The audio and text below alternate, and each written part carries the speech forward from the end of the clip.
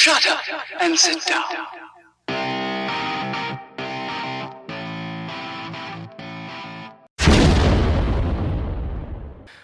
Alright guys, so in today's video I'm going to shoot it over to the screen here and we're going to look at the actual website that I use in order to come up with those e-juice recipes that you guys are going to be loving so much.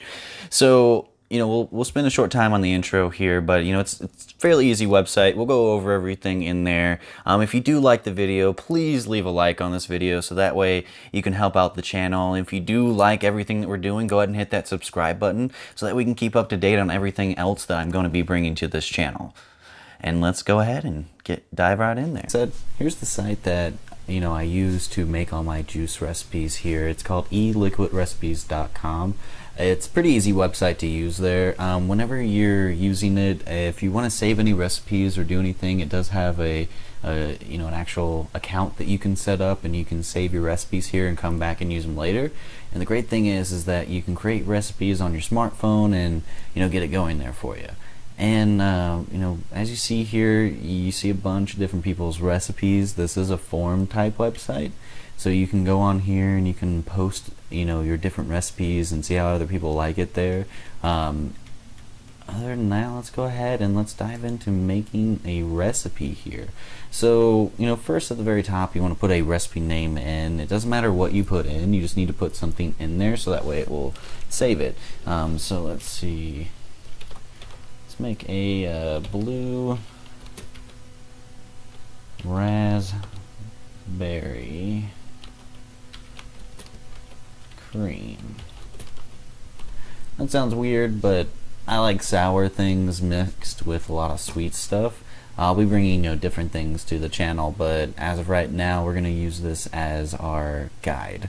And when doing this, another great thing here is that if you scroll down to the bottom after you've made everything, if you want to set the base recipes, which it's this top part here without any flavoring, if you want to set those as your defaults, you can go to set this base value as default. You can click that, and then every time that you go into here, you're going to get this same setup every single time. Now it doesn't save max VG. That's what I like to click on whenever I'm making a recipe, is do max VG. And when doing it here, beforehand, if you do pick max VG, it's going to go ahead and put it at 20/80 for PG and VG. And this is where you can change the desired hit quality of it, where you can make it either smooth and kind of smoky with a nice flavor, or a pretty good flavor but a nicer throat hit with it if you like it a little bit more harsh. And then you can do water, vodka, and PGA. I've never personally tried any of those. I probably won't try any of those, but if any of you have tried them, go ahead and leave those in the comments down below and let me know what you guys think about it. Next up here we have the desired strength, and this is the overall strength of just the bottle that you're making. You can see here that this is a 10 milliliter amount of liquid. I want it to be at a 3 nic for that, or a 3 milligram of nicotine. And whenever going through this, let's go ahead and just click here. You can see down here you have your value for your actual nicotine. This is the strength of the nicotine that you have. Like out there they have 100 milligram, 75, 60. I just got 48 because it came in a kit that I got, so I plugged that in there and I just saved it, and I've liked it. I've tried some other, but this is just something that I prefer.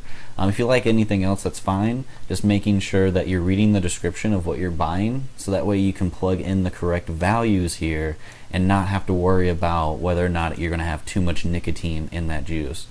And next here we got our flavoring, and I want to put 2 in there. I know that I want it raspberry, and there's a cream, and Liquid Barn makes a raspberry just to make it easier for looking up in this. You can actually type out the flavoring, and you can see here it has different names of people that make them, so that way you can add in the appropriate one to match that flavor that you're trying to get. I have a Liquid Barn flavor of blue raspberry, and with this here you can see I've got this 2 flavorings. I usually like to keep the the actual flavor percentage around 15 to 20%. Sometimes I go higher, just depending on what I'm actually wanting to get out of the juice. But for the purpose of this, we're going to make it about 15. So I want my blue raspberry to be a little bit overpowering, so that way it's my main flavor in there. So we're going to go ahead and put that at 10%. And with the cream, that's also from Liquid Barn. So let's see here. We'll go down. You can see that we got Liquid Barn cream. We'll pick that. And this is supposed to be the flavoring that kind of, mellows it out a little bit to make it not as harsh of a sour taste. And I want that to kind of be half of it just for right now. So we're going to go ahead and make that at 5%. And then here, you can write any notes if you are going to post it on the forum and let people know what you think about the flavor, what you like, didn't like, what you would think that you should change a little bit on.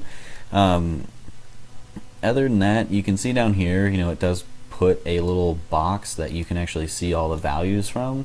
You can save it, and if you do, it's going to bring that same box up here. And with looking at it, you can see the different values that you need in order to put that in there.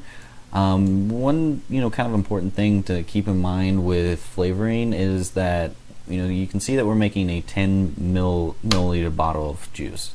With that, if you want 10%, since the whole bottle is considered 100% of it, you would then just do the math. It's 10 times 0.1, and you have 0.1 as the value that you're supposed to do.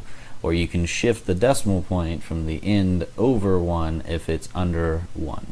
And as you can see down here, that's what happened. We got 5% is 0.5, whereas 10% is 1 milliliter.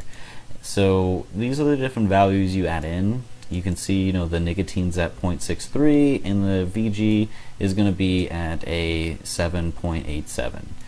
And with the strength, you can actually see down here in this little table, it kind of shows you the strength of the nicotine you're going for, the different ratios that you have, and the percentage of flavor plus the amount that is added into it. So it's kind of important, you can keep an eye on that if you do want it to adjust that at all. You can go ahead and, look down here. If it's not what you want, you can go back up to the table and put in what you want. And speaking of going back to the table, you can actually go to this little blue square here and hit edit. And when you do that, it's just going to take you back into the page where you made your juice before, and you could do any adjustments that you'd like. And with scrolling down, let's go ahead and just save it again. There's another great feature I want to show you in case you want to change that flavoring percentage.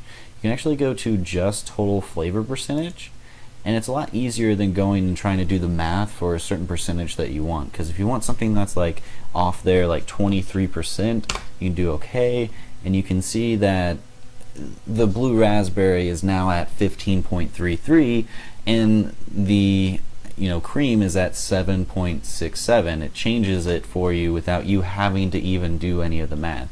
That's one of the great things about this, is that you don't have to do any math. You just have to know what you want your stuff at and what flavorings you want to put in it, and then adjust it accordingly. And if you don't like what you made, there's a reason why I made this at 10 milliliters. I'm not going to start off with a recipe at 60 milliliters because I feel like that's a waste of juice if I don't like it. If I do like it and it's at 10 milliliters, that's okay. Then I can build up from there and see how well it does at higher volumes. But if I don't like it, it's not that big of a waste to just throw out a 10 milliliter bottle and make another one adjusted to the values that I like. Outside of that, it's a pretty straightforward website. You can just put in your values. You can see that here. It's going to print out a nice little recipe for you on the page, and you just follow it, and it can't be any simpler than that. I'll leave a link down in the description below so that way you guys can link back here and create your own accounts and start making your own juice.